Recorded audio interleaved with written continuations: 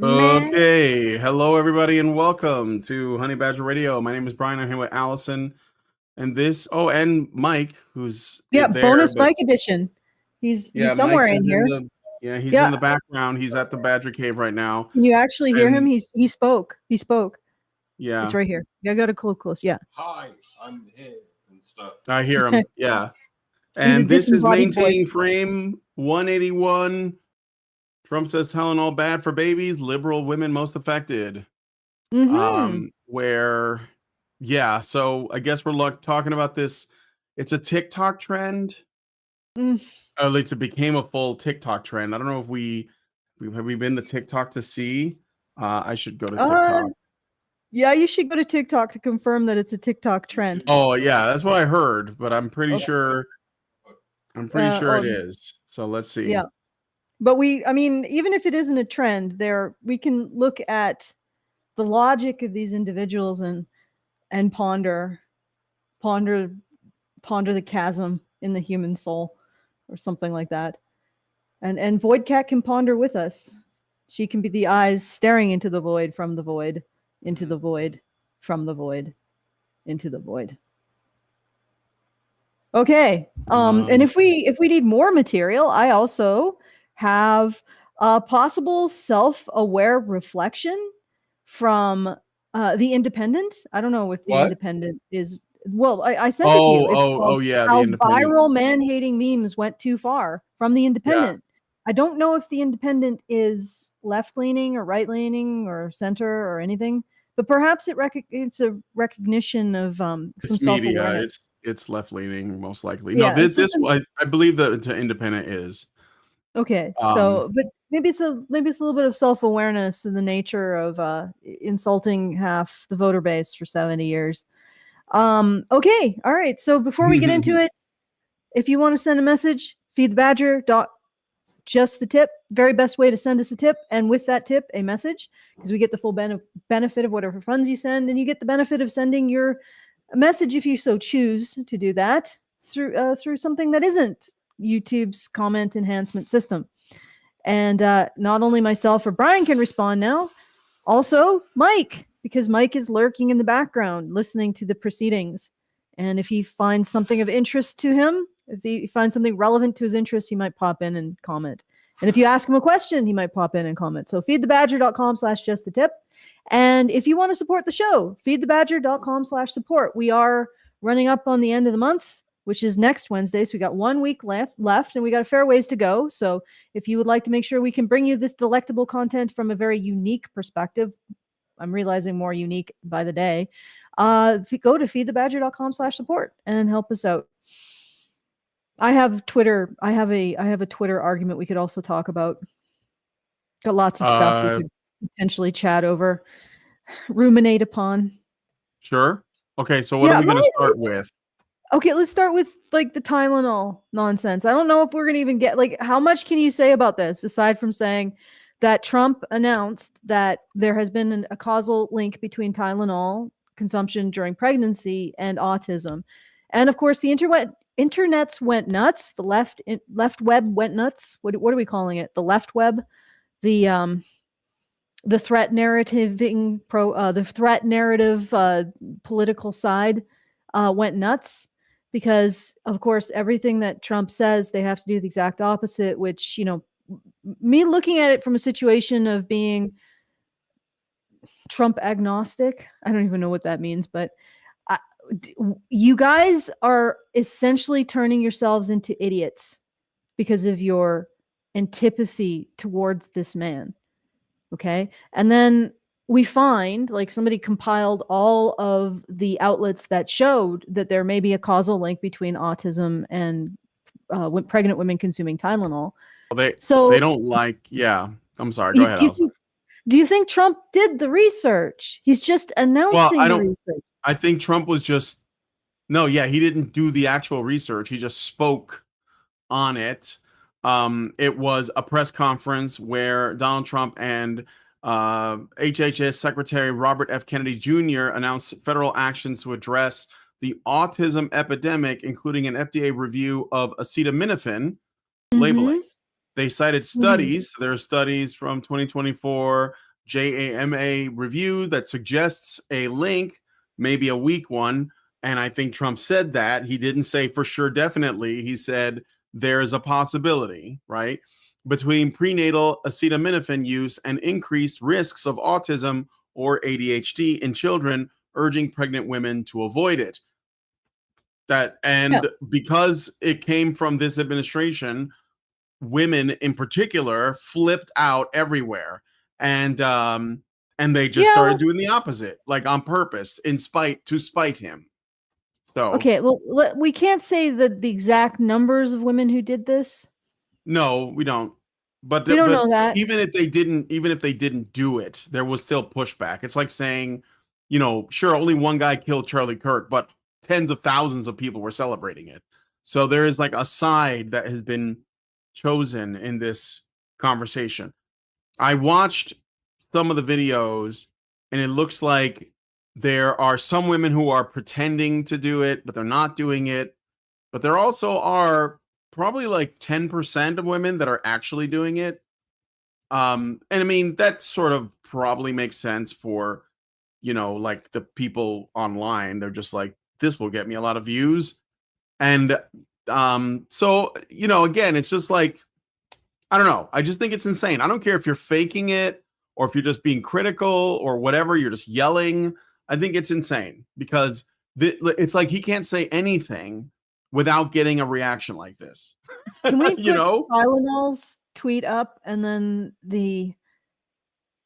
I sent you Tylenol's tweet? Yeah, I know. I saw this too. Yeah. So this is a official post from Tylenol in 2017. Mm-hmm. So not new. And they said, we actually don't recommend using any of our products while pregnant. Thank you for taking the time to voice your concerns today. Yep. They said this in 2017. Yeah. So but they didn't even go into why that is. And again, they just said, yeah, we don't recommend it. And this is like, I don't know, like, is it just me, or is this common knowledge that when you are taking any kind of pain medication, there's usually a warning saying, hey, don't take more than so many in such amount of time, so you don't, like, for whatever reason, they always tell you don't take too many of these, so like, I don't see how this is in any way controversial, but it's being made controversial because the orange man said it. And that just, like, he can literally, like, get women to do whatever he wants by telling them to do the opposite. Yeah. Yeah, that's what I'm talking about. It's like, you guys are idiots. Like, this, regardless of it, if you have any criticisms of Trump, right? And I think some people do. Behaving in this way is deranged, right? And even if you are trying to stick it to Trump, doing something that puts your unborn child at greater risk, which Tylenol says it's contraindicated for pregnancy. Don't take Tylenol while you're pregnant. To own the orange man is such diluted nonsense. Like, it's insane. Yeah. And it's irrational emotional thinking to the nth degree, to a self-destructive degree. Oh, they didn't even read Tylenol labels before they started popping it. And again, some of these women are probably just pretending, just to stick it to. They want to feel like they're part of the clique, or the I hate Donald Trump. Yeah, they just want to be a part of the clique, so they're just doing it. It's to signal to their friends online. I agree with you on this thing, but they're not actually like doing. We have some videos of pregnant women, either really taking it or pretending to take it. You can usually tell. I think one of them has a blue pill, which I think, like, Aleve is blue. Still something you shouldn't take a ton of anyways. And again, I don't know about the pregnancy thing. Like, I think when you're pregnant, there are a number of new things, like new ways you have to live your life. And I don't know if this is just women feeling entitled to live their life however they like, no matter what. Like, even if they're pregnant, they want to go to the club, they want to drink alcohol, like whatever. And there are people saying, you probably shouldn't do that. And they get mad because someone dares to tell them what, How to live their life. make a recommendation. No, I mean, I think so, because I mean, like, people ask, why is it Trump pisses women off so much all the time? And I think it's because he makes a recommendation, a lifestyle recommendation, and they don't like men telling them what to do. Even if they're not actually telling them anything, they can't enforce it. It's just like, yeah, maybe you shouldn't do that. And the women go, no, you can't tell me what I can and can't do. I'm going to do the opposite of that just for that, And I just, like, I do think that there is like an extreme, like, I don't know, Delusion? well, no, a desire to rebel against like male men just in general. I think Trump's like the current man to do that to, but it doesn't matter who it is. Like, next time a man in any position of influence says, ladies, I think you should do this, you're going to get a reaction like this. I don't think it has to be Trump. I think that he's just especially, I don't know, radioactive to these women, but like RFK, just for being friends with him. I mean, they loved the Kennedys like before this. They were fine with them. But, and RFK's been on a bit of a crusade when it comes to, like our food supply and medicine and stuff like that. And I think that he comes with receipts a lot. And in particular, he's going after, he's trying to address the autism problem. They're calling it an autism epidemic. I think there could be some truth to that. I didn't look into it. I have no reason to doubt it. I know that I'm surrounded by spurgs. And I think that it'd be better if we had fewer spurgs. I think they have a place in society, but I don't think we want to normalize it. So, okay, but to be fair, where would the men's rights movement be without spurgs? Well, I don't think Warren Farrell's a spurg, and I don't think Paul Elam is a spurg, and I don't think so. I think we can. I think the spurgs are specially equipped. But look, I'm being funny mostly. But they have gills. The truth is that I know a kid. They're specially equipped for amphibious assault. Go ahead. Yeah, I know a kid though that goes to our church, and he was vaccine injured, and he is like really on the spectrum, and they're pretty sure it was a product of getting the jab, which, by the way, we can talk about now. And RFK's talked about that too. And I think that, like, instead of like looking at this and saying, okay, first of all, is this a problem? Like, is this a bad thing? If your child has autism, is that a bad thing? Could that be a problem for them growing up? Right. And if it is there something that can be done about it? How widespread is the problem? And I think that they have said, well, yeah, we probably don't want this at the scale that it's at. You're going to have like this sometimes. And so they want to treat it like a problem, which is why they're calling it the epidemic. And I think that a lot of these people online, they want to normalize it instead.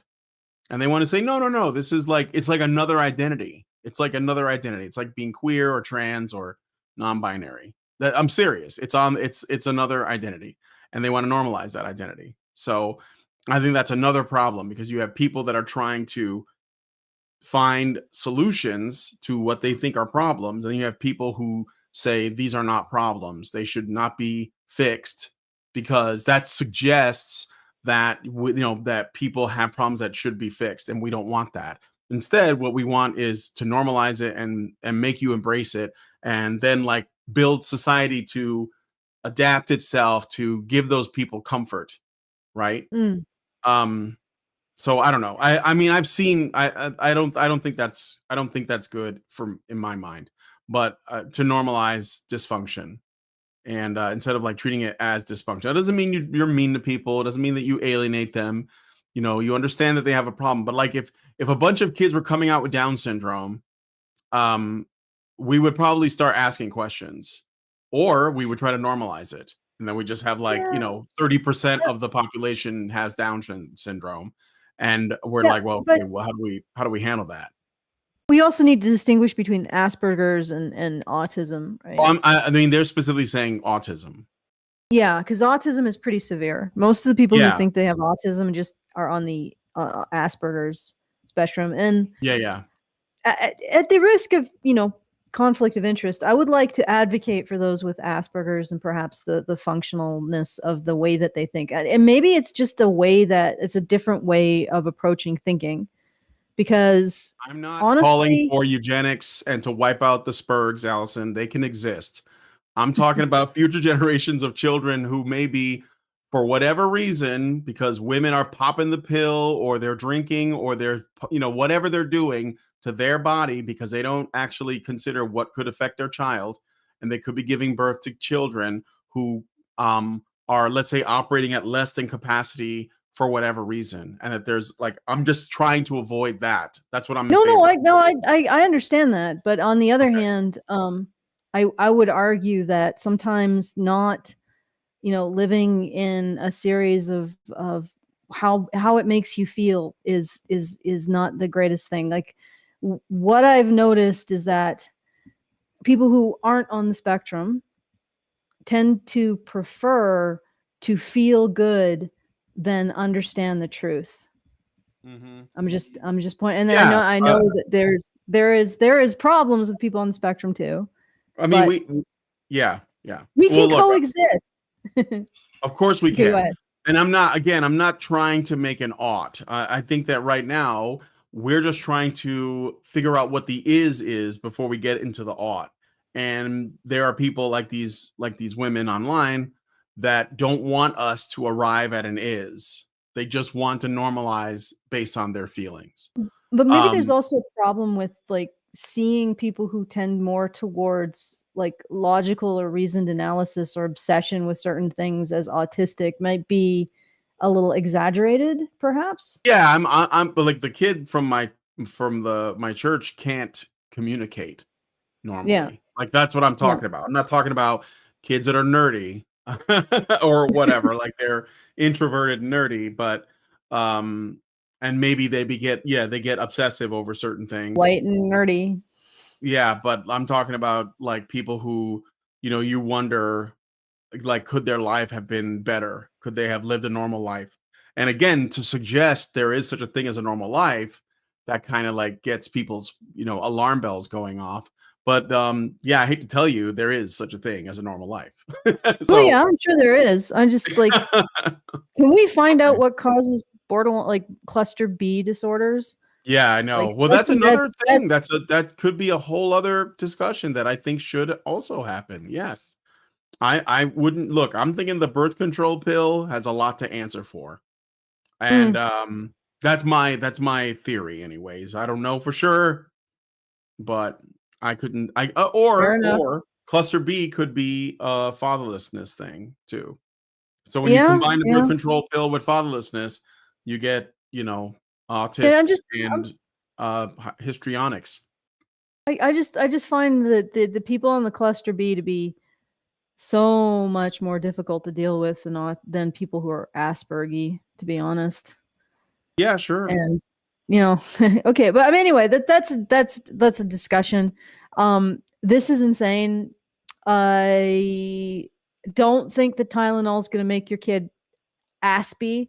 It's probably going to make your kid autistic, which you don't want because that's a disability. I might argue that Aspie is just a different way of processing information.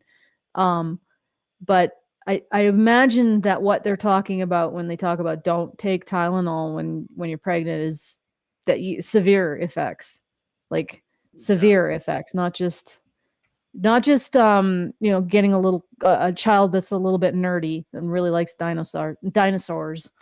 Yeah. Okay. Well, so okay. So I did get a comment in the chat that I think is important to bring up with regards to this. Badass Dan said in 1994's DSM-4 and especially in the 2013 DSM-5, the definitions of autism spectrum widened. Conditions that once were diagnosed separately, like Asperger's, BDD, NOS, are now under autism spectrum. So this is another problem. And somebody else mentioned that the conflict appears to be with the sort of medical establishment. And that's a problem too, because the medical establishment has not proven itself to be very credible in the last 5 years. So you're going to get people questioning it, and I think they should. And so you're going to run into problems with that. Also, yes, the DSM-5 has moved things around, has widened definitions, has done other things. Some of it even politically motivated. I'm not referring to this per se, but there's definitely been some of that, and I think as a result, it's not wrong to call that stuff into question. The way I see it is, at the end of the day, when it comes to like the facts of what we know, if RFK comes forward, and I mean, like, to be honest, no previous administration has done this, where like the health and safety people or whatever it's called, they have come out and they're basically telling you this is what we're looking into. This is an issue here or there. Do you guys remember the health secretary last term? Like, I didn't hear anything about them, but we saw all their pictures. And I'm like, if they are telling us that there could be a link here, my instinct says let's wait and see what they find and then just go from there. And they I think RFK's talked about birth control as well. Now, if that comes up in like a big statement, wow, get ready. Women are going to lose their minds if they learn that they're telling them that birth control has all these negative side effects, and this is not controversial to know for people who want to know, but like, it's not common knowledge. When that comes out as common knowledge, women are going to flip their shit, because they think that it's just kind of they're going to see it as an attack on their rights if it comes out that birth control has problems, and that's how it's going to be framed. So just prepare yourself for that. I'm calling it now. So okay, we have a super chow, and then maybe we should move to that. I got the super chow up on the screen here. Richard Bier gave us 5 and said, I'm waiting for the announcement to come out from Trump and RFK that drinking alcohol during pregnancy has been shown to have detrimental effects on a developing baby, just to see how many women would purposely do something that would result in a disabled child just to own the orange man. You know what? And again, this is common knowledge. Like this whole, like, these are things when you're pregnant you shouldn't be doing. I don't know if like women are not getting the memo anymore, but when I was growing up and I was learning about pregnancy, and they talked about how a woman's body changes when she's pregnant and what this means for her and how she should, like, her lifestyle has to change. This wasn't controversial, but apparently today it is. So, all right. Anyway, do you want to look at some videos of pregnant women? Sure, let's go take a look at. Let's. Actually, wait. Oh, let's start with. I think. Yeah, I know. We got like 3, and I looked it up on X. Or no, I'm sorry, not X. I looked up some TikTok. Yeah, I did. So, all right. I don't know if this has a challenge name or something, but let me see if there's audio. I'm gonna play this now. Hold on a second. Making my child autistic with Tylenol challenge. Yeah. Yeah. Make your scraping the bottom of the barrel, really.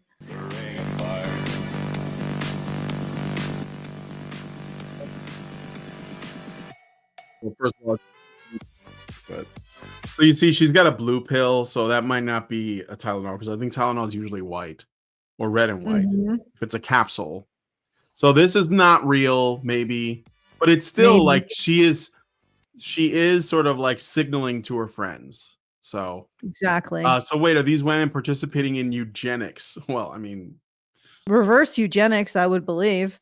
Yeah, they're eugenicizing their own kids potentially. But that's the thing too. Like, if she does it and she's not really doing it, and another woman watches this and she decides to do it too, but she really does it, is this woman ruining that other woman's life potentially by like saying you should do this because I'm doing this? Because a lot of this is like, look at me, this is what I'm doing. I don't know. Like I think there should be women saying, he might have a point. But you can't do that because you can't admit that you're wrong or that you don't know. All right, here's another one. Here's me, a pregnant woman, taking Tylenol because I believe in science and not someone who has no medical background. Wait, you believe in science? But the science said that they don't recommend using these products. So what? Wait, what? Oh, okay. Well, I believe in the science. Okay.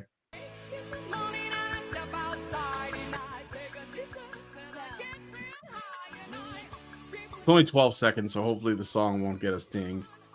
Yeah, well, and we're not gonna be doing. Oh boy, this is what the hell is Yeah. this? Like, this is just insanity. It's just resentment. I mean, I don't know Even, what else even to if call it's it. fake, what's with Yeah. What? Allison? what is with this music? Like, it's insane. Yeah. Well, this is TikTok stuff, though. Yeah, They do. it's like, why would you even? What is it? What is the purpose of this? I'm really curious. Like, The other thing too is I'm putting it in context. Do you remember when Trump mentioned ivermectin and how people reacted to that? And he said, "Oh, Yeah. like ivermectin, you could use that."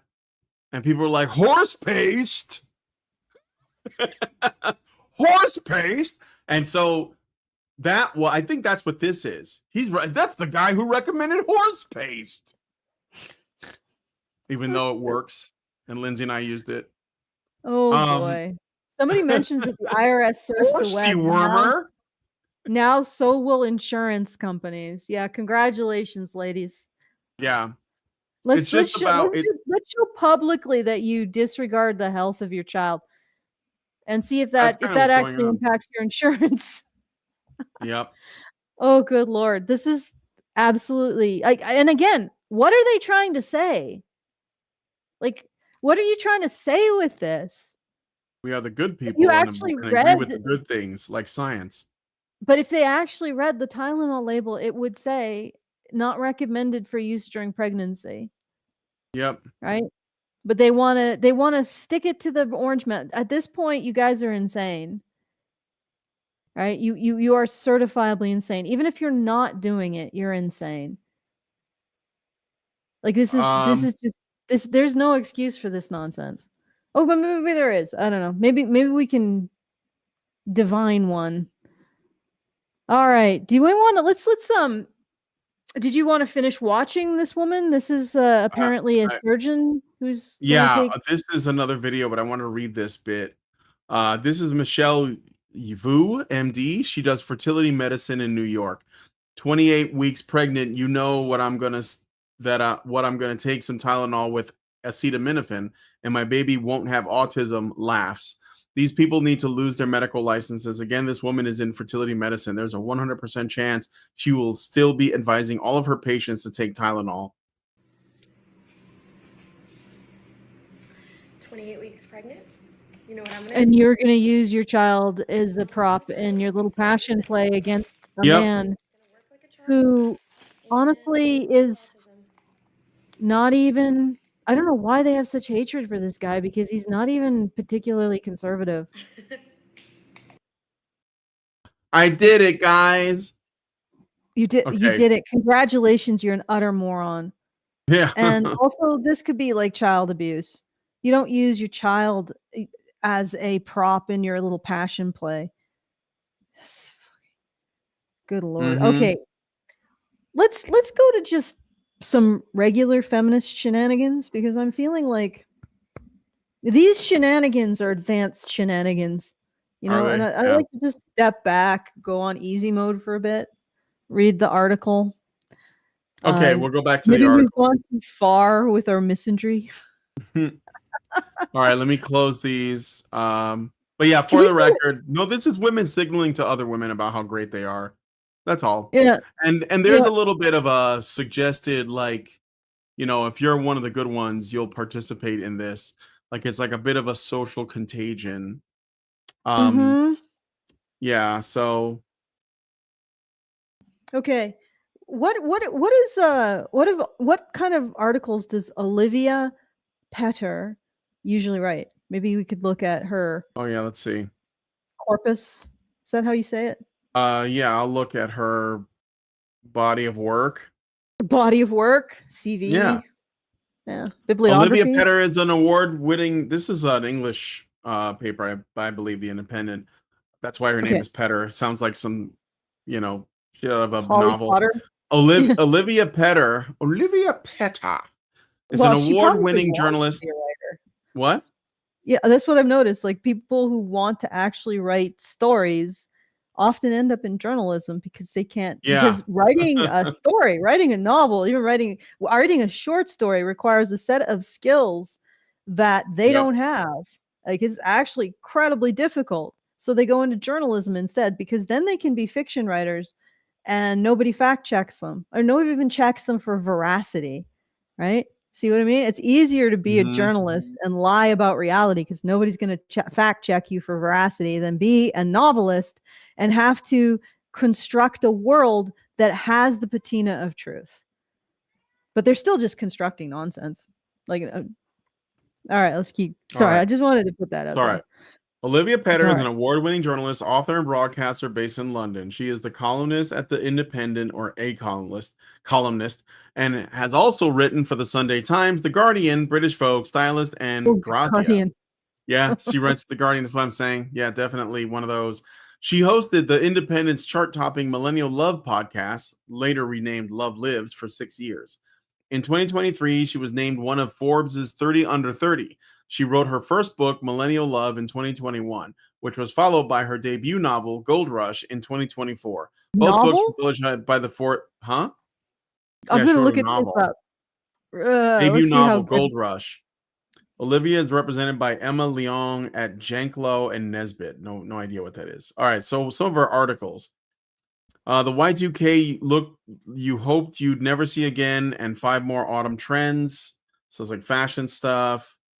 The reality behind the hidden crisis of suicide among new fathers. I could open that one.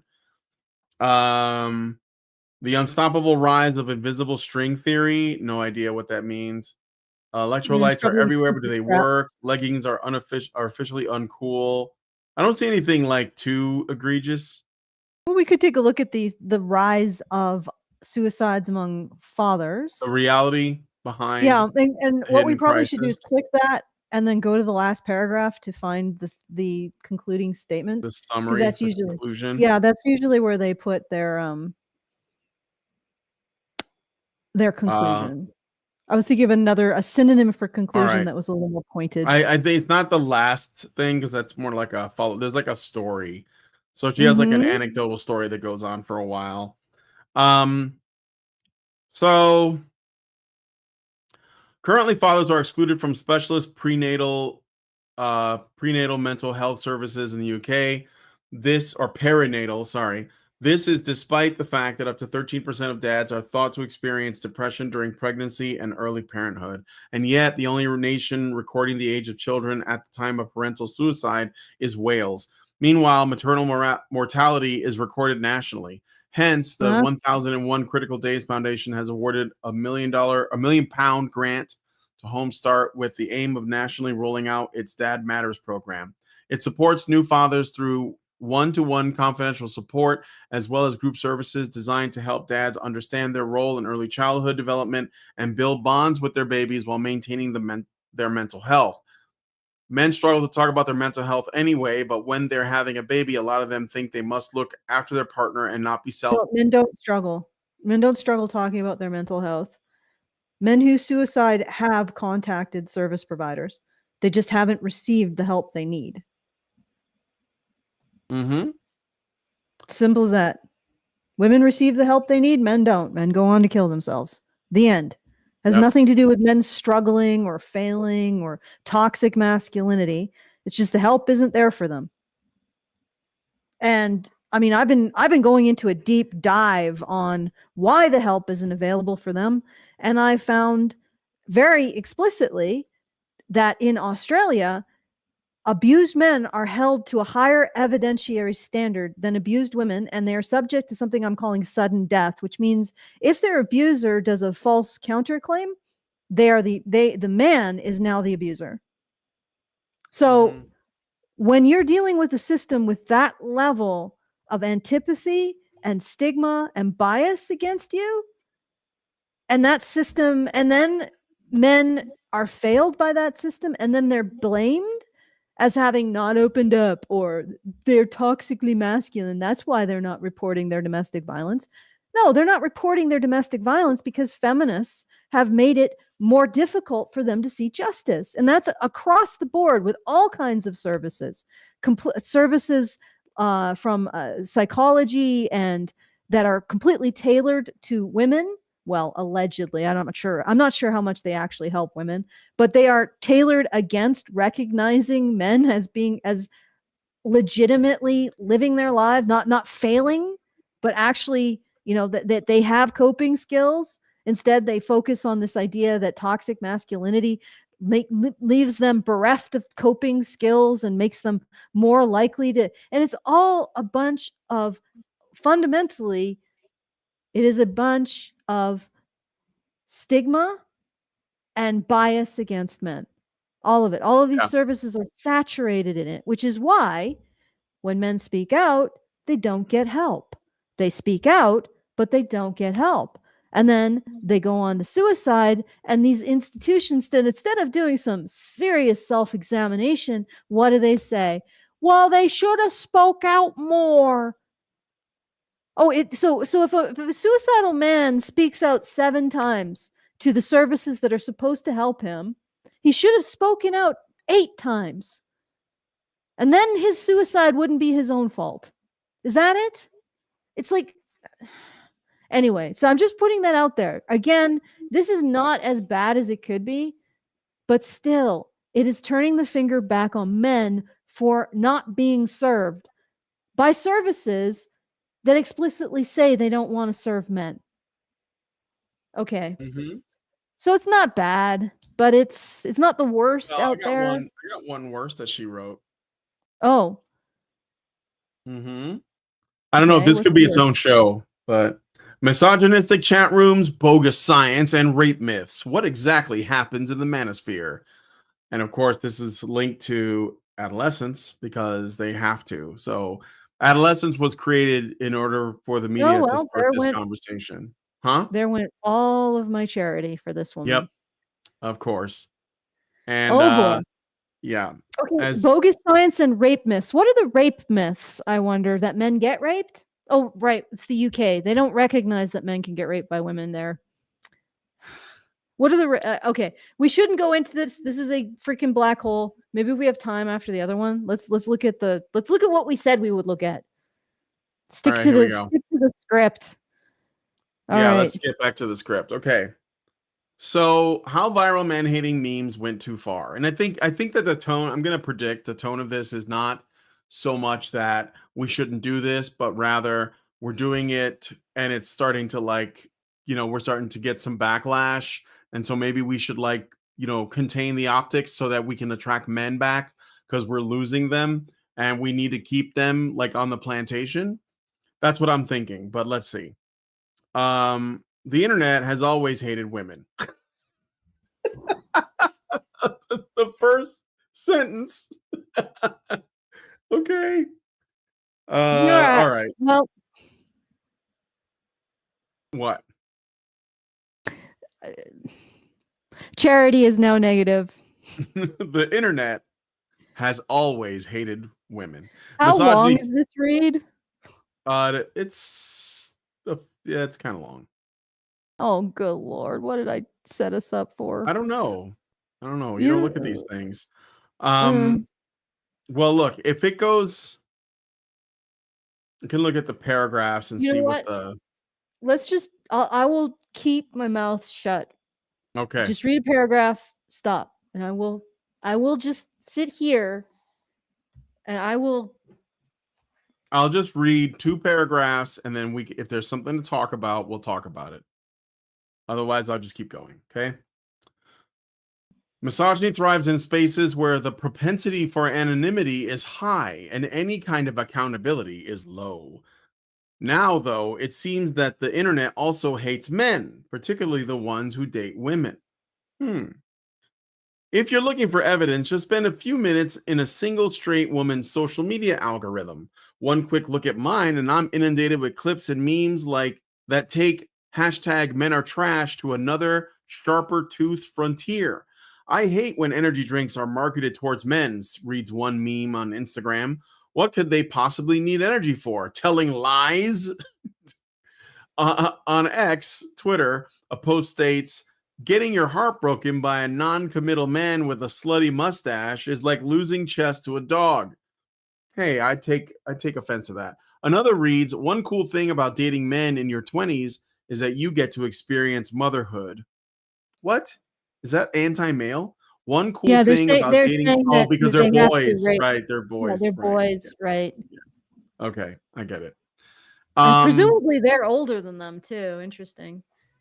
Okay, you want more treats? You should. Do you deserve more treats?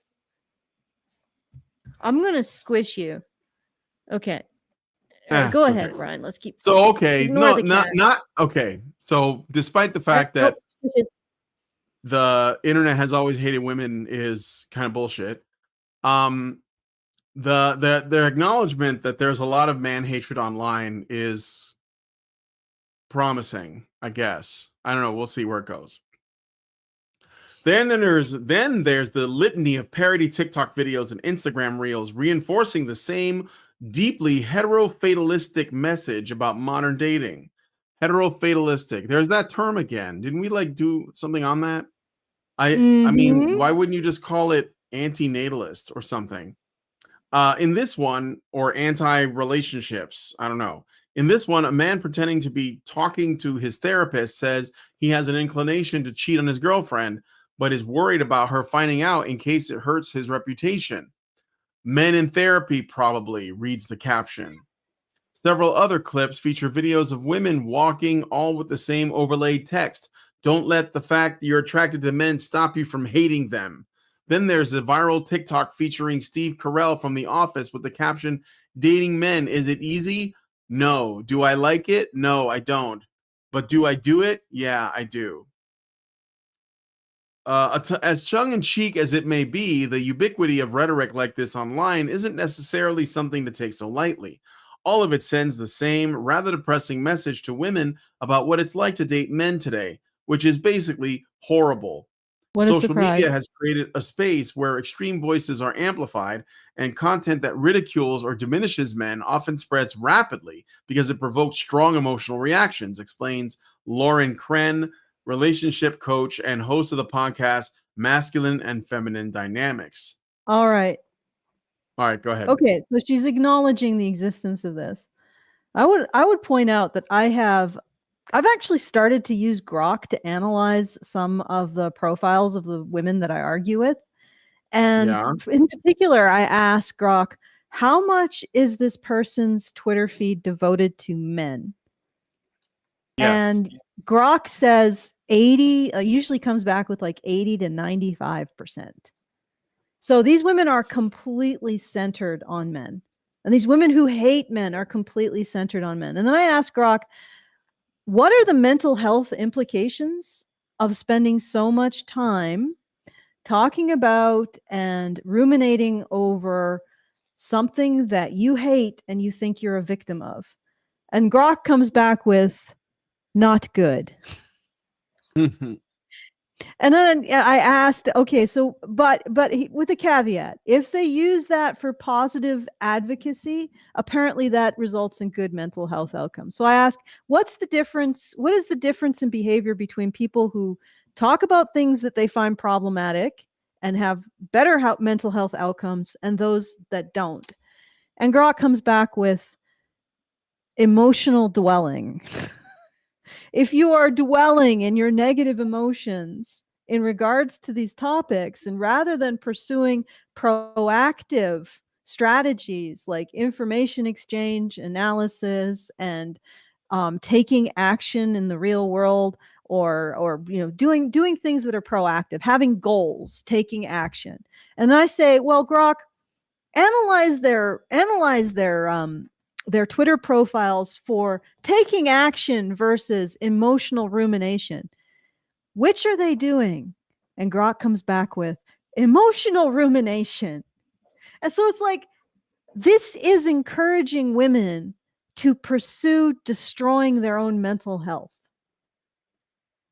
Right? There is, and actually the reason why I say that is because it not only encourages them to center their lives around men in the most negative way possible, it encourages them to learn helplessness in relation to men, because that's what patriarchy theory teaches you, that women are always weaker and more helpless relative to men. And the only thing that the only thing that they can do to speak out against the fact that they can never get out of man's world is simply to ruminate on how much they hate men, which destroys their mental health even further. So they're caught there. What's happening is you have these tar pits of women online who are destroying each other's mental health and their dating prospects. Absolutely. And there is no way an individual man can extricate these women from that black hole of self-destruction. Sorry, conservatives, because they're the ones who usually talk about this.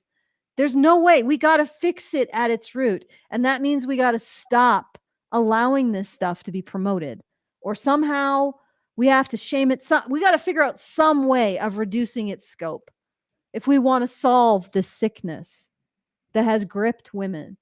And in particular, it's women. And it's women because not only are there these enclaves, these tar pits on the internet of women, of these self-reinforcing witches destroying each other's happiness, there is government, media, academia, NGOs, and corporations who all support this activity and all justified, all give women frameworks in which this activity is justified. And in fact, it's the only activity you can engage in to smash patriarchy, even though it does nothing of the sort. It just smashes your own mental health, right? And of course, all of these institutions are likewise self-reinforcing, because you can't get in there and point out, hey, patriarchy as envisioned by feminists, never been proven. And in fact, I actually went back and forth with Grok on this one. They actually did, like, there were like maybe 2 studies in the history of feminist scholarship that looked at the null hypothesis, that their hypothesis about how men and women relate wasn't true. And we got mixed results and null results. And I'm pretty sure the mixed results are like, well, men appear to be just as damaged as women, which is a null result. Okay? So everybody's destroying and everybody's promoting the destruction of women's mental health based on something that hasn't even been proven. This is the most retarded activity in human history. Like, this is just a civilization just one day waking up and saying, we need to select the form of our destroyer because we're too happy and prosperous. So how can we destroy ourselves? Because we're bored. Oh, okay. How can we destroy this stream? Because we're a cat. Okay, let's keep going. Yeah. All right. So I looked up this masculine and feminine dynamics podcast while you were ranting. It's basically some Alex Psych shit. It's some dude and he's talking about energies and stuff, and I'm just like, oh my god. It's a podcast about relationships made by a man for a female audience, if that makes sense. So it's not really like men won't get much out of them, you know. And I think that's what I think the Alex Psych types are. That they're successful because they say things. He disappeared. What? I think Alex Psych has disappeared. Sorry, I just squirreled on you. Continue. Oh, okay. Well, anyway, never mind.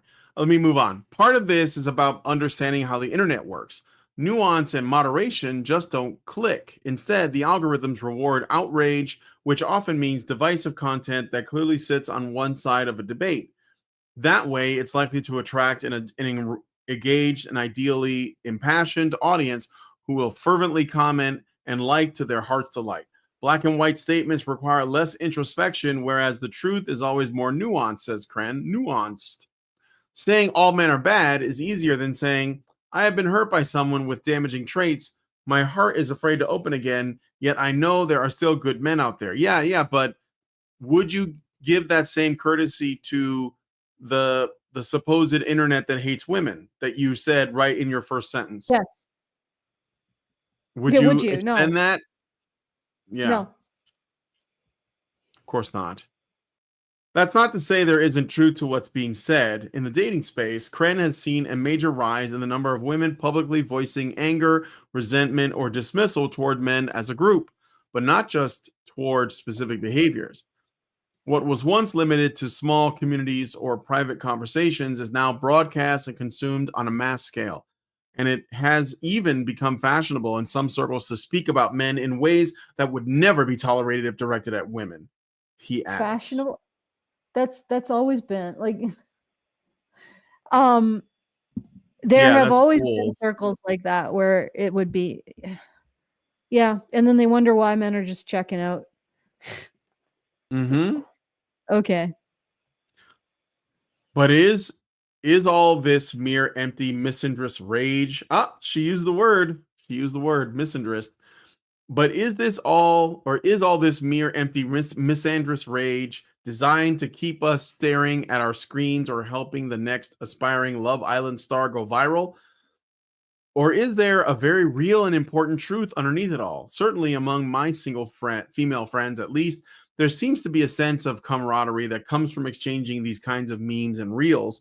One sends me different memes daily, and another frequently shares them to great acclaim in a WhatsApp group. They make me laugh too. One trend depicting men the day before they ghost you is particularly popular. Typically, it shows a man gushing over a woman in a hyperbolic manner, telling her he wants to marry her, introduce her to his parents, also known as love bombing. Yes, it might be insulting to men, but it's also funny and relatable. Oh, good. Okay, I gotta stop you.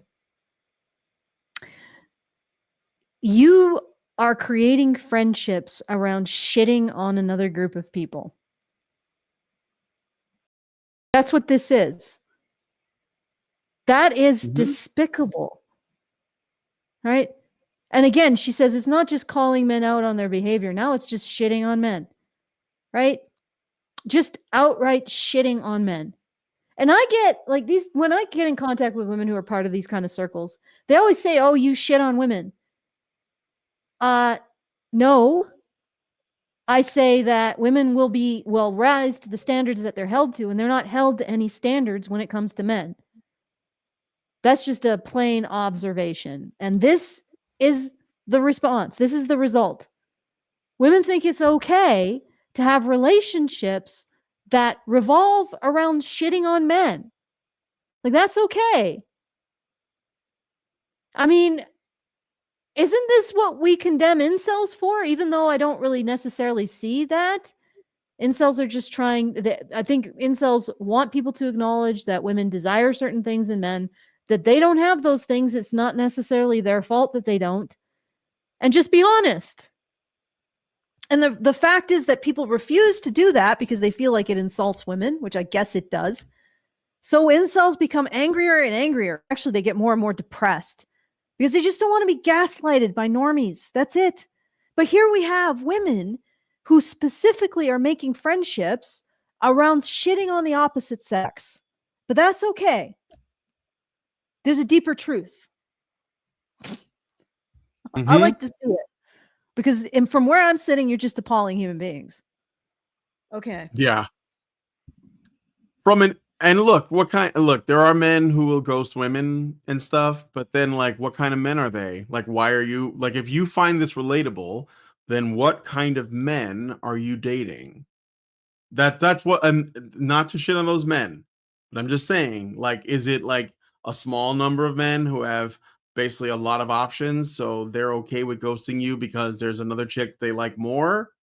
And why are you mad about that? Like are you going after the top 1% is what I'm saying. And that's why you're getting ghosted. Is that why? Right? Well, what's happening is they're all probably Did he going like after... just not text the very next morning and you're like, what the hell? Or maybe he did text the very next morning. You're like, this guy's getting clingy. I don't know. The rules are always changing. The icks are always multiplying. Yes, the icks list continues to grow. Men can't keep up. From an interpersonal neurobiology perspective, humor like this can act as a defense mechanism, says Jessica Baum, psychotherapist and author of Safe, Okay. An attachment-informed guide to building more secure relationships. It helps regulate overwhelming feelings of rejection or abandonment by turning them into something laughable. On a nervous system level, it's a way to discharge pain and temporarily regain a sense of power. Okay, that was like, you're just saying it's okay to laugh at men sometimes, basically.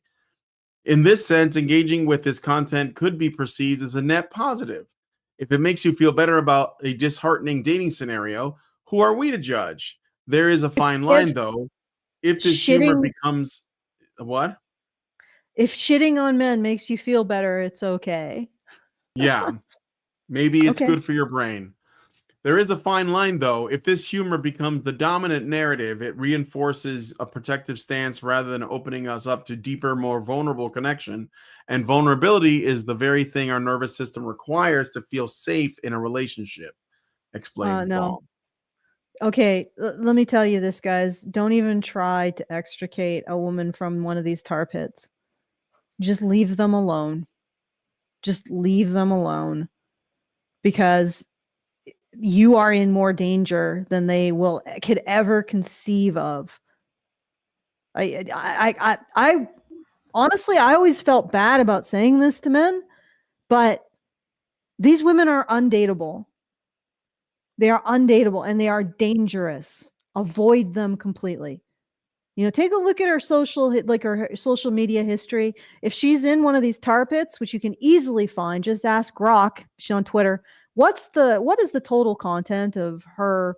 What is it focus? Is it focused on men negatively? Right? She's in a tar pit.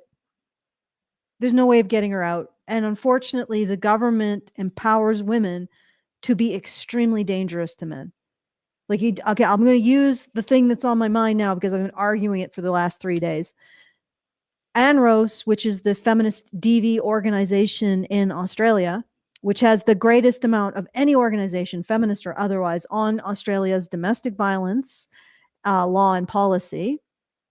Literally, men who are victims of women, and these women will make you a victim. Like this is precipitating these kinds of attitudes towards men are causally linked to sexual violence in women. In other words, women that have these kinds of attitudes engage in sexual violence against men. And I think also domestic violence. Don't quote me on that. So these are not nice women.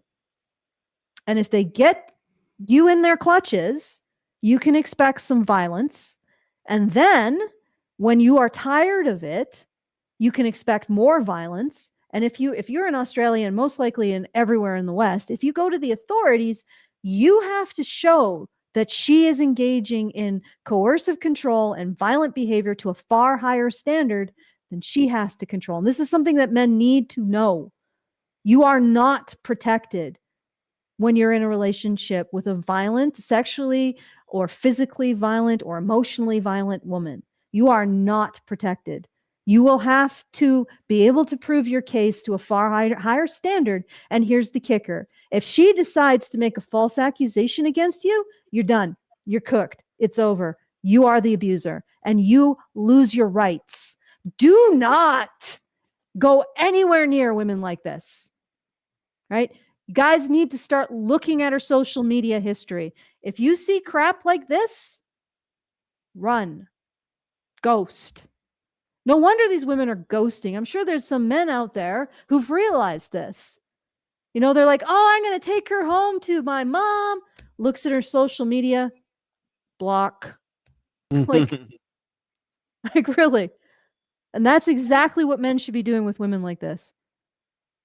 And you shouldn't be giving them attention either. Look at her social media feed.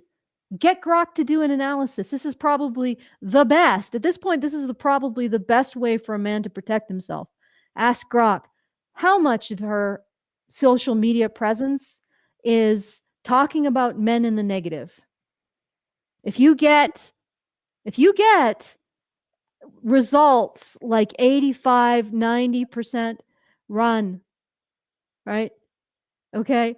Tell her that you've moved to a different fucking state. Right? Make sure you don't tell her how to contact you in the first place before you look at her social media. Run. probably if you get results like 10, 15% negative, it's might not be a good thing. Right? And like I say this because men have you end up getting sucked into one of these women's worlds, you will end up becoming the thing that she complains about her girlfriends with, because she's more interested in having complaints to bond with her girlfriend than she is having a relationship with you. You are simply fodder for her next, oh my ex was a narcissist, complaints with her girlfriend. Yep. This is fucking scary. And again, the services that are supposed to help you if you get involved with a psycho like this won't. Okay. Mm-hmm. Okay, so it also reinforces unhelpful stereotypes. Let me just make sure. Yeah, this is where I left off. About dating, specifically those around attachment styles. Many of the negative clips and memes about male behavior in dating revolve around the assumption that all men are emotionally unavailable, self-sabotaging, commitment-phobic cavemen. Being emotionally unavailable is so fun. I see why men do this, reads one post on X, which has been parroted several times across the internet. Then there are those countless ghosting videos, which tap into a wider narrative around men being incredibly keen at first and then suddenly vanishing. The I truth wonder is that, why. Like, seriously, have you considered causality here, ladies? You're yeah, part of these groups have that you set off shit any on red men. flags maybe Yeah, that like cause him to run away? you're part of these You groups know, that shit on men and then suddenly men ghost you. Huh, Hmm. I wonder why. Okay. The truth is that both men and women can struggle with avoidant attachment, says Baum. Avoidant attachment often looks like ghosting or diving in quickly only to pull away when real intimacy shows up. This is a pattern I've seen frustrate many women, and culturally it has been stereotyped as a male behavior, but it's not. Still, there is truth to it, otherwise, the memes wouldn't hit home. According to a 2022 study published in the journal Behavioral Sciences, men are more likely to have an avoidant attachment style, whereas women are more likely to have an anxious attachment, which is characterized by a fear of being abandoned by your partner and can result in a requirement for constant reassurance. Those are kind of a bad combo, too, because if the man is slow to attach and the woman is paranoid that she's being abandoned, then they're gonna have like issues where there's like it's gonna come down to the patience of one person or the other. We know who that's Um, going to be. Like, because the yeah, thing is that if having an anxious attachment style is not a good thing either.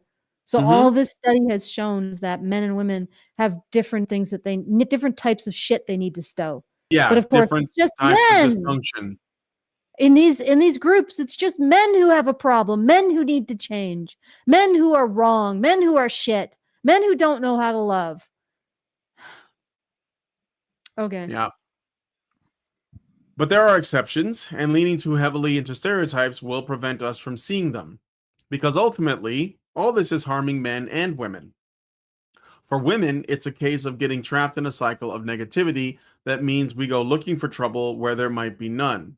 We go into dates assuming the worst and often projecting that onto the men themselves, subconsciously or not. Culturally, we champion independence, self sufficiency, self reliance, and success. But what often gets overlooked is the loneliness and isolation that comes with this way of being, says Ball. Many women buy into this independence era, but the messaging can sometimes backfire, leaving them more disconnected and hurting inside. The truth is, thriving happens in connection, not in isolation. For men, the consequences were explored in a recent survey of 100 single men conducted by The Cut, which highlighted the anxieties men have about being vilified on social media for their dating habits. I am terrified of becoming the next viral TikTok, a 28-year-old New York man told the publication. All your responses are likely being circulated into a group chat, a 26-year-old Texas man said.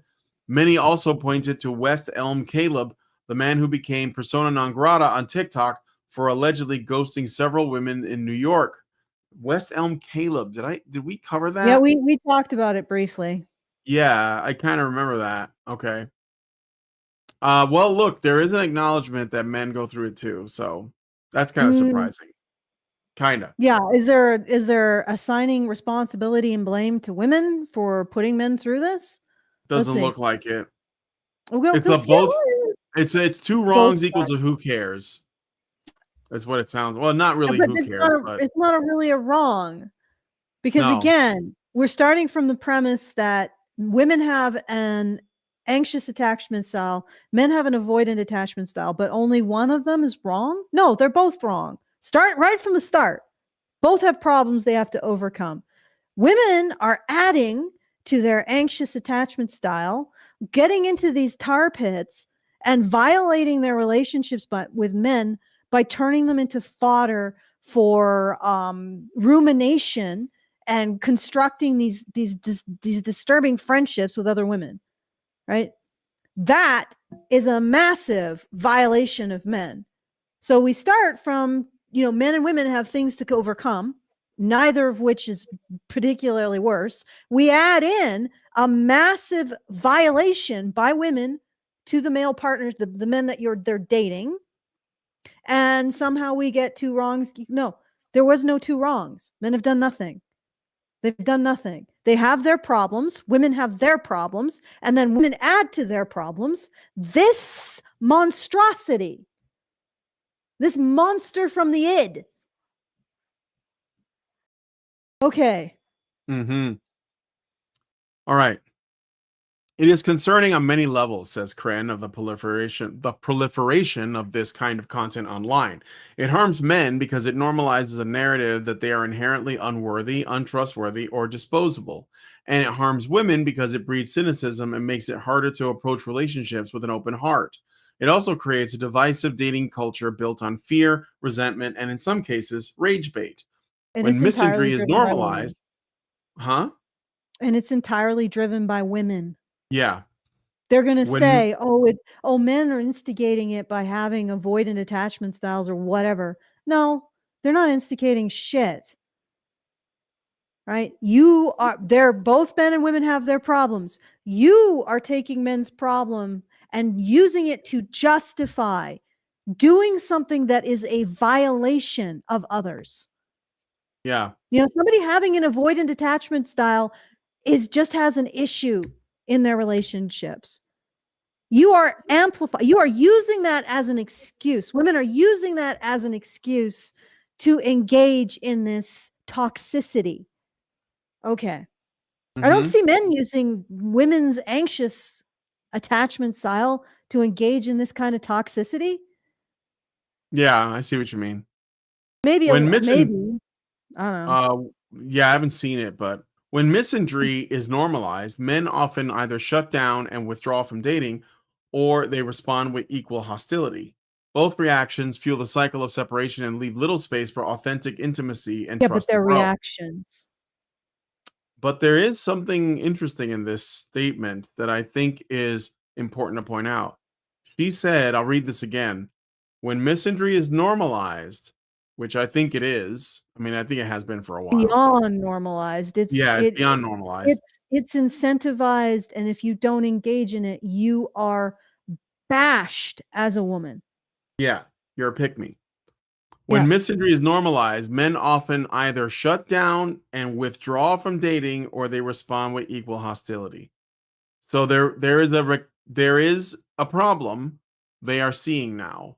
So this article is actually like, the silver lining is they can't ignore what they have done. They're not able to admit that they did it. They're not able to do that yet, but they can't ignore that they are finding men checking out more and more. They're actually talking about it now. So firstly, they're using the word misandry, and they're literally not saying MGTOW, but they are describing MGTOW. They're saying what? Men shut down and withdraw from dating. So they're just not doing it, and leave little space for authentic intimacy and trust to grow. So I'm just saying that's interesting to me, because I don't think we would have heard that in 2015. Short of half-heartedly repeating not all men like brainwashed cyborgs, it's hard to know where to turn to improve any of this. Clearly, there are very real problems at the heart of the modern dating landscape, which are feeding a culture whereby it's become normal to deride men in this way. But at some point, surely we have to find a way to move past this way of thinking. To combat this cultural trend, we have to model and promote vulnerability, curiosity, and compassion in dating, says Baum. On a cultural level, that means moving away from glorifying radical self-reliance and instead valuing interdependence, because safety, healing, and thriving all happen in relationships, not in isolation. On an individual level, it could also be as simple as switching up your social media algorithm. I've recently traded memes of terrible men for videos of kittens meeting big dogs, and I feel more optimistic already. Can I point something out? Can we just go back to that final paragraph? We have to find a way to move past this way of thinking. Yeah, stop dragging men. Absolutely stop. Get rid of all of the women in your social circle that do it. Replace them with women who are happily married and who regularly give you anecdotes about why they're happily married, who support marriage, right? And support you taking responsibility. I mean, here's the thing. How do we stop this thing that we're doing?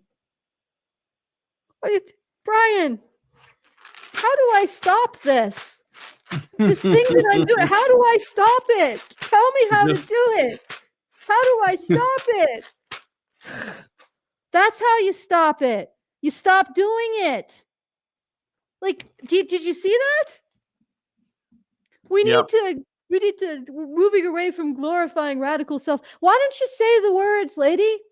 It doesn't mean moving away from glorifying radical self-reliance and instead valuing independence. It means stop shitting on men.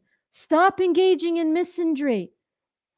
Throw it out of your life, all of it, right down to the feminist bullshit that has never been proven. Okay, throw it all out, all of it. Go in the trash. Stop doing what you're doing if you want to stop doing what you're doing. Why do people have to say this to them? Hard. Like, take responsibility. Blame yourself. Look in the mirror and say, I have acted like a shitbag to men, and I resolve to stop. My name is Olivia Petter, and I am an addict, a misandry addict, and I am resolved to stop. That's what you do. And then you stop. And you surround yourself by people, recovering misandry addicts, who can support you in your recovery. Mm-hmm. And you take responsibility. And you keep taking responsibility. And you don't look for some kind of woo excuse to evade taking responsibility. Like, oh, I need to let go of being independent and pursue compassion and no, just stop being misandrous.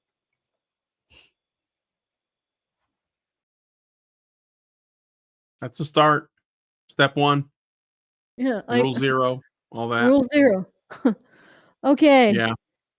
I got one other thing. Okay. This might be a little bit sad, but I think it's related, going back to the whole Tylenol thing.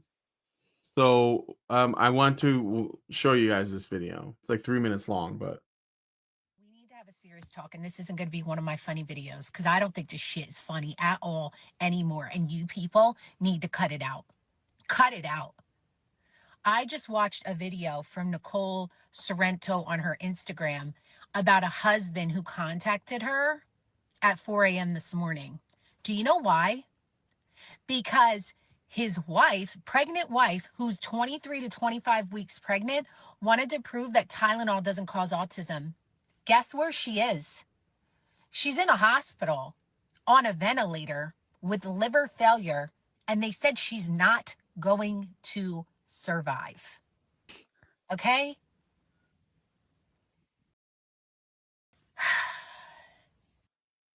all right. I just want to play that.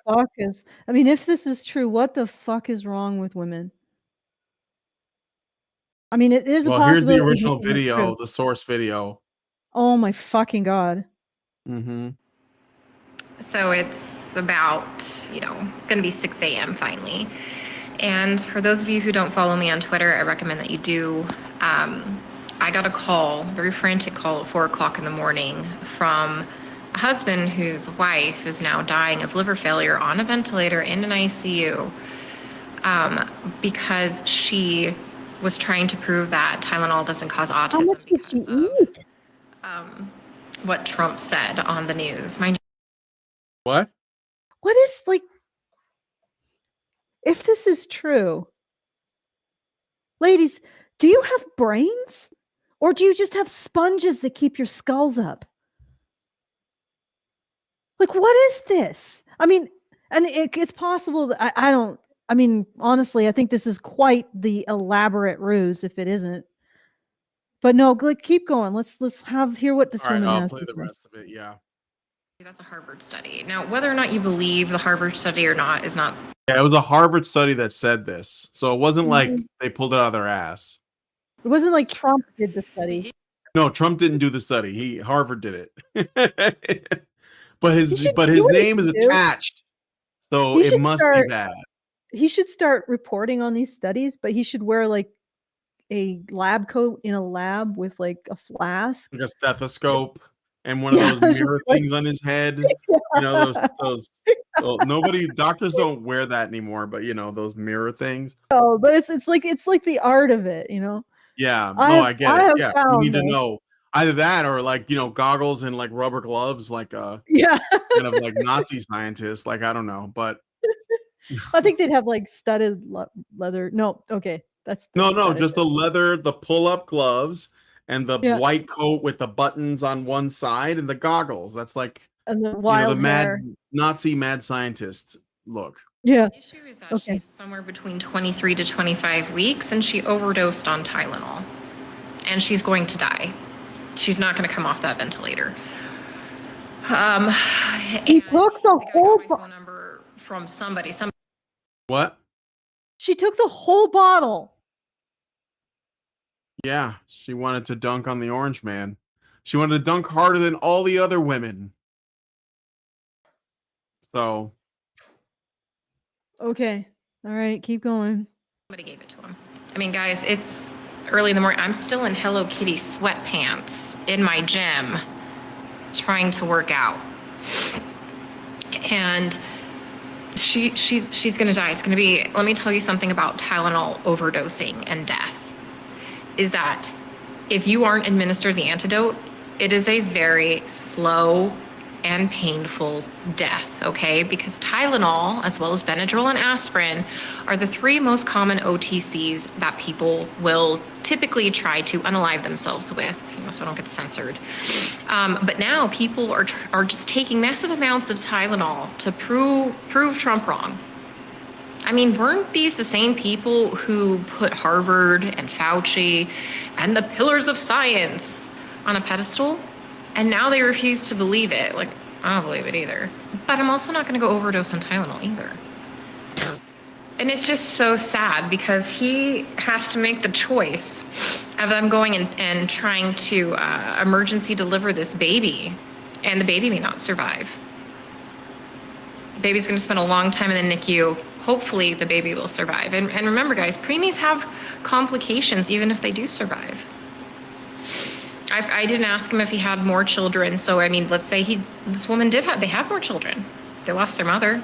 Baby's not going to grow up with the mom. He lost his whole life if this baby dies too. All because of TikTok challenges, guys. Everybody wants, well, not everybody, but maybe these crazy liberal women. They literally hate Trump so bad that she killed herself and her baby potentially. Okay, this could be a hoax. It's possible. I don't know. There is a Buddhist saying about about drinking poison hoping the other person will die. Hatred is like drinking poison hoping the other person will die. Yeah. Well, literally this is drinking poison hoping what? What? Hoping to prove somebody wrong, which you wouldn't even really prove until way later. Yeah. So, yeah. I mean, Anyway, it seems slightly exaggerated. It's you got to be careful about like false information on the other road.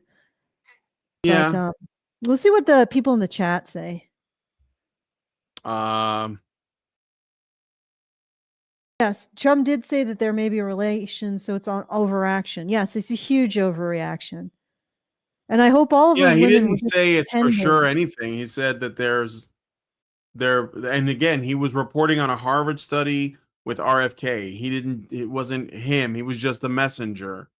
Mm-hmm. So, but the messenger was the wrong kind of Take a look person. at the comments under that video. Let's see if there's Under this anything. video, Yeah. what about go back up. Yikes, this makes me nervous because my doctor literally prescribed me to take Benadryl every night to sleep, and I never thought twice about it. There are better ways to get sleep. Well, that's weird I was taking Benadryl for a while because I mean, like, it just knocked me out. I was having trouble sleeping. If all else fails, read the label. Yes, the label tells you everything. Um, Tylenol, acetaminophen can damage the liver if taken in excessive amounts. Overdosing, typically above 4,000 milligrams a day for adults, can lead to severe liver injury or failure. A lot of medicines use the liver or they like tax the liver. A lot of medicines do that. And your liver, man, you need it. What about the child? This is every bit as infuriating as it is heartbreaking. Low chance of survival if true. Not faked. I worked EMS for 30 years. I transported many people who overdose on Tylenol. Many were kids who thought it was harmless. We would get called after they told someone, and then by then it was too late.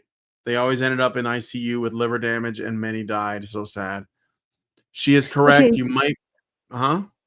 Go to Grok. Is this real? I'm curious if Grok responded. Couldn't find verified news news reports or for official official confirmation of this condemnation. specific. But we may not know because this is like literally like just 50 minutes ago. So if they die, there might be a news story after that. The Tylenol autism link itself is disputed by fact checkers like Fact Check and CDC. Okay. Well, I mean, even if it wasn't true, that doesn't excuse this. Like yeah, it in no doesn't way, you could just be like, I don't buy it, and then you move on with your life. You don't post it online. You don't make a exactly. big show out of it. Yes. Yeah, Like you you just respond like a normal human, not like you just say, well, I don't know about that. Or maybe you say, oh, well, that's interesting. Maybe I'm pregnant with a baby that I hope to like deliver and like have in my life, for forever and ever. So maybe I'll look into that. Or maybe I'll just avoid acetaminophen until the baby's delivered or whatever. Like yeah, but those no, are all I'll drink reasonable tea. responses. I'll drink tea to like if I have pain, There are Not other ways. poisoning yourself in order to like stick it to a guy who's never even probably going to know. Or I don't know if he cares. I mean, maybe he would because this is ridiculous and nobody wants anybody to die over it.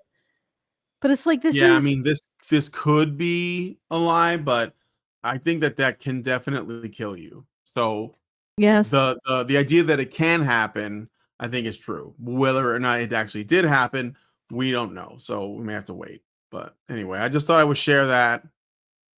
Pretty dark if true, but All right. all Good right. grief. Mm-hmm. So yeah. Another day, another new level of insanity that we've reached. Mm-hmm. I mean, just the logic of it is insane.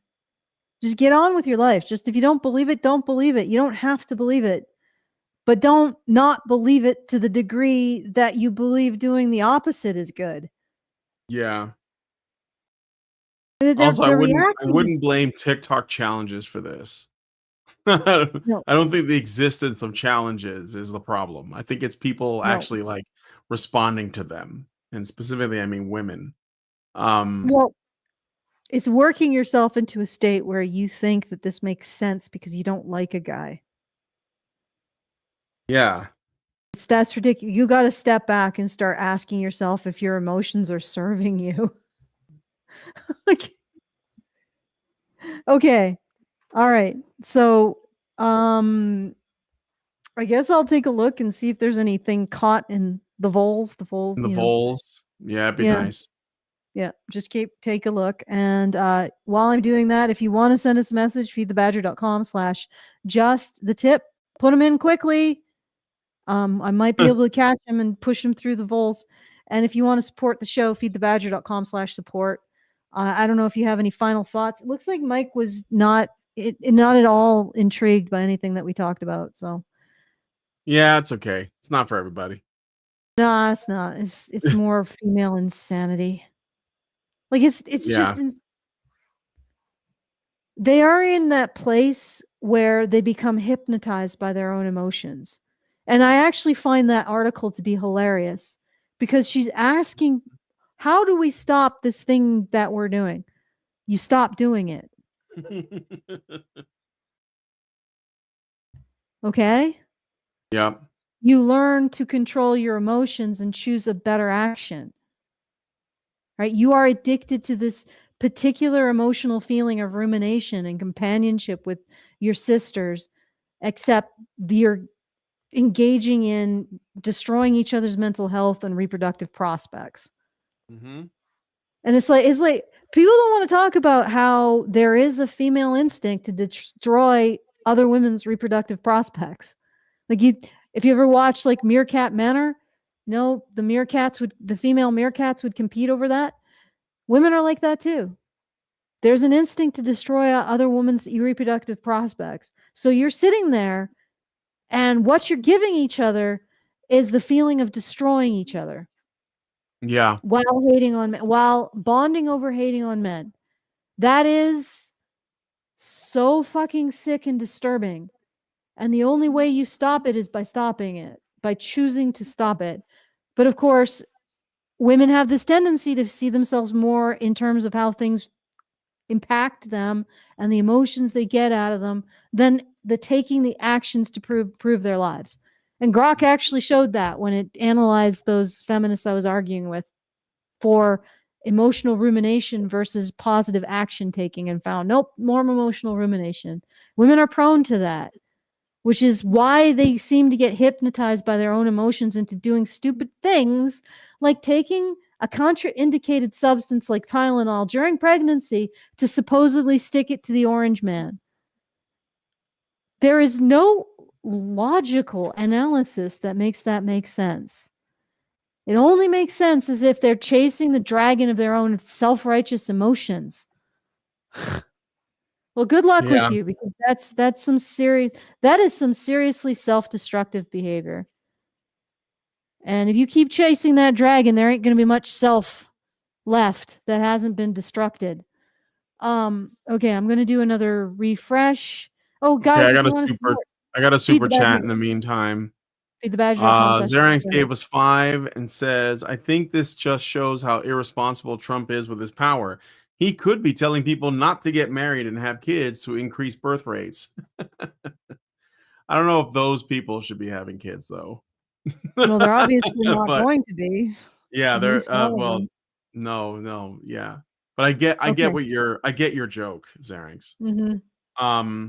All right, that's it. No, but what he should do is very cleverly tell them that doctors have said that people shouldn't vote Republican.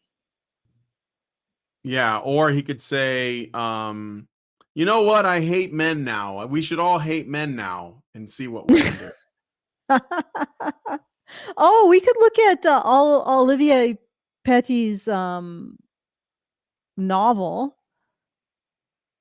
What? Oh. Good Lord. This is imagine we give celebrities a power they don't deserve. Power, this is from her novel. Power they haven't earned. What happens when they exploit it? A romance novel? Imagine you've just spent the night with the most famous man on the planet, except you don't quite remember it. That's what happens to Rose, a 20-something woman who seemingly has everything going for her. Maybe you shouldn't have drank so much. Working for one of the most powerful news outlets in the country, Rose spends her days doing PR for glossy magazines. There are tedious spreadsheets, fashion divas, and many A-list parties. It's one of those parties where she meets Milo Jax, a world-famous, globally adored British pop sensation. An unlikely flirtation turns to an even more unlikely evening, and then Rose wakes up, unable to piece it all together. What happens next changes everything. Gold Rush is a story about consent, celebrity culture, and trying to figure out where women fit in a world that consistently devalues and disrespects their bodies. Compared to what? You remember, she's part of the generation of women that's breaking new ground and being the most rapey human beings on the planet. Yeah. Now, flat out rape. No excuses rape. Weapons rape. Drugs rape. She is part of the generation and the sex that is the rapiest on the planet. And they keep writing these books about how they're victims.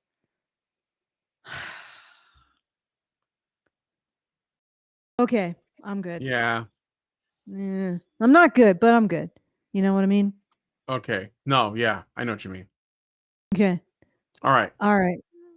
Let's I'll do one final refresh to see if anybody's put something through. Nope. All right, we're good on that score. So feedthebadger.com/justthetip if you want to send a message at any time after the show is over. Those messages go into our message repository and they sit there until we can address them at the next show. So don't think you're just throwing it into the void. feedthebadger.com/justthetip. Okay, back to you, Brian. All right. Well, if you guys like this video, please hit like, subscribe if you're not already subscribed, the bell for notifications, leave us a comment. Let us know what you guys think about what we discussed in the show today. And please, please, please share this video because sharing is caring. Thank you guys so much for coming on today's episode of Maintaining Frame. And we'll talk to you all in the next one. Men's rights activists are machines, dude. Okay? They are literal machines. They are talking point machines. They are impossible to fucking deal with, especially if you have like a couple dudes who have good memory on top of that too. Holy shit, you're fucked.